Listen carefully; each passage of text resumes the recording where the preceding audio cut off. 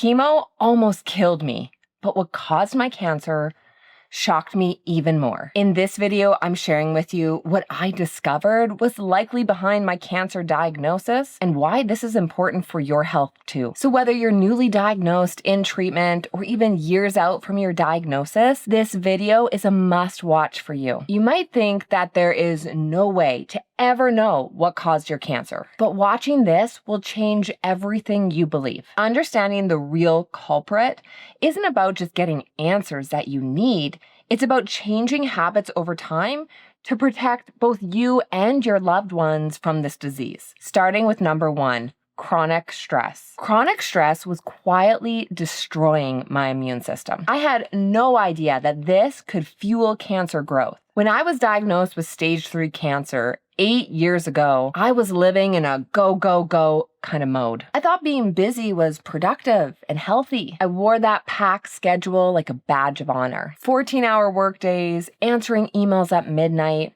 never saying no to commitments. Sound familiar? But what I learned through my doctorate in cancer care was that this kind of stress, it's harmful. The ironic part is that I actually completed my doctorate in cancer care before I was diagnosed myself.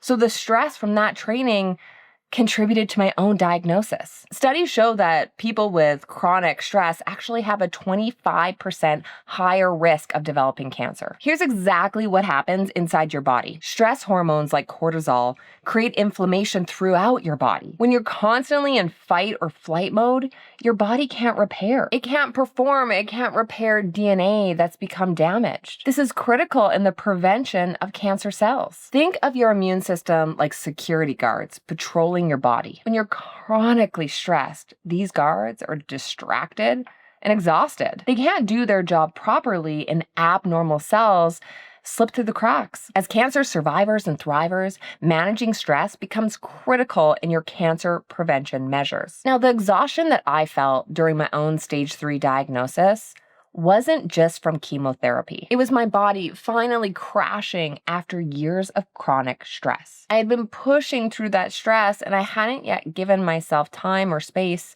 to recover. The scary part is how normal chronic stress actually feels. We adapt to living in this heightened state until it just becomes our baseline. Racing heart, tight shoulders, shallow breathing. We think that's just part of adult life. But your body is keeping score. Every sleepless night worrying about deadlines, or every skipped meal, every time you ignore your body's signal that it needs rest, it adds up. But number 2 completely shocked me. I was actually working out too much before my diagnosis. This excessive exercising was creating more harm than good. I thought more exercise meant better health, but I was actually completely wrong. Here's why. Before being diagnosed with cancer, I was a competitive athlete. I represented Team Canada on an international stage multiple times. But with this competitive nature came lots of training. I was training like it was a part-time job. Plus, I just liked exercising, so I'd go to spin classes and boot camps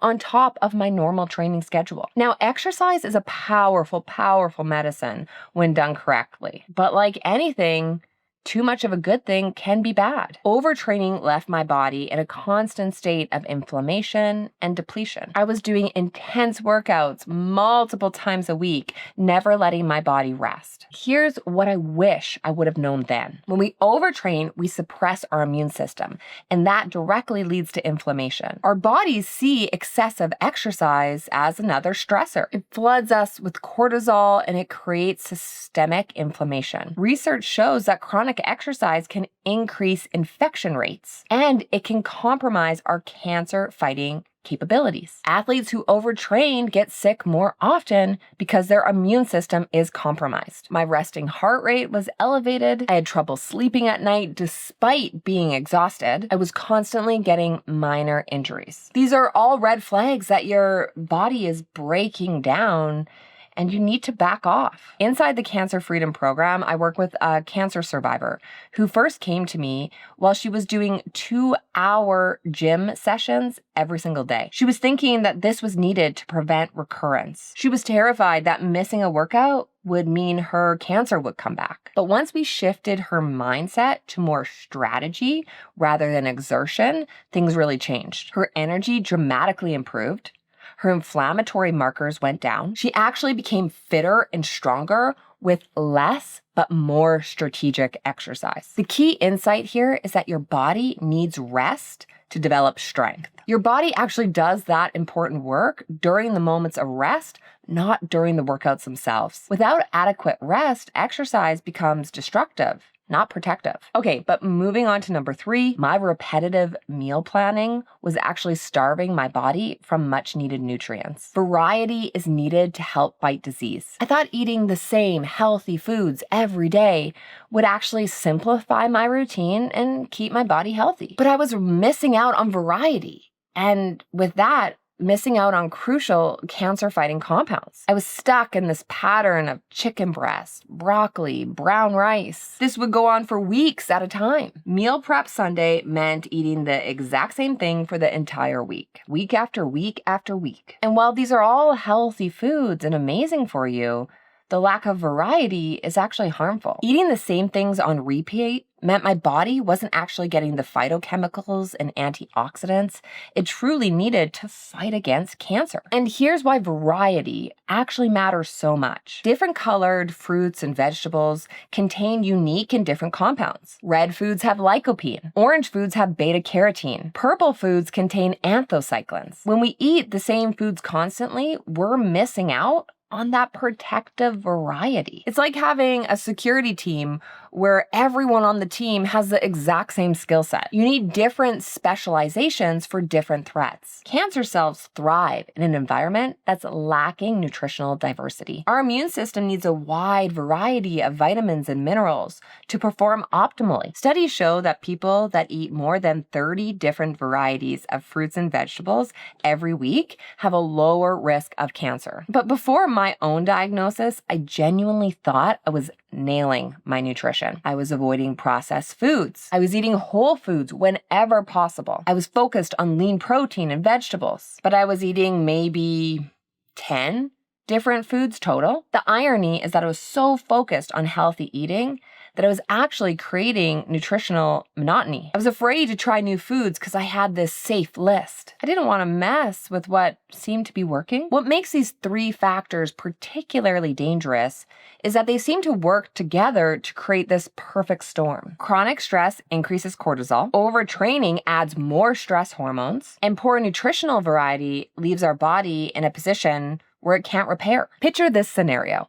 You're stressed at work, so you hit the gym to blow off steam. You're too tired to think about what to eat, so you just stick with the same old, same old. Each factor feeds into the other. This is what's creating this downward spiral. Before my own diagnosis, I genuinely believed that I was living a very healthy life. I'm sure you felt the same. I was exercising regularly, I was avoiding unhealthy foods. I was staying productive. But these seemingly positive habits actually were working against my body's cancer-fighting ability. The inflammation from overtraining just contributed to the cellular damage. Without adequate nutritional variety, I couldn't repair my cells. Over time, this combination impaired my body's immune system.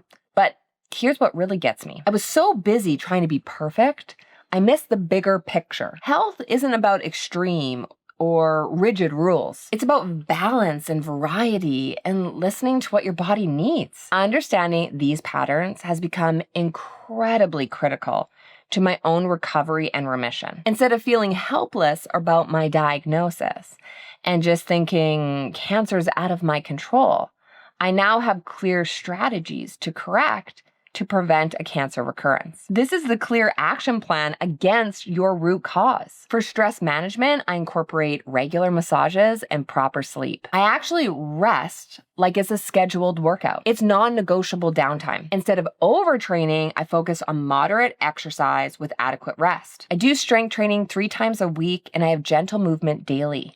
I also rest when my body needs it. My nutrition now includes at least 5 different fruits and vegetables every day. This is to give me the maximum phytochemical variety. And I challenge myself to try a new vegetable or fruit every single week. Now, these changes have not just improved my cancer prevention strategy. My energy levels are higher now than even before my cancer diagnosis.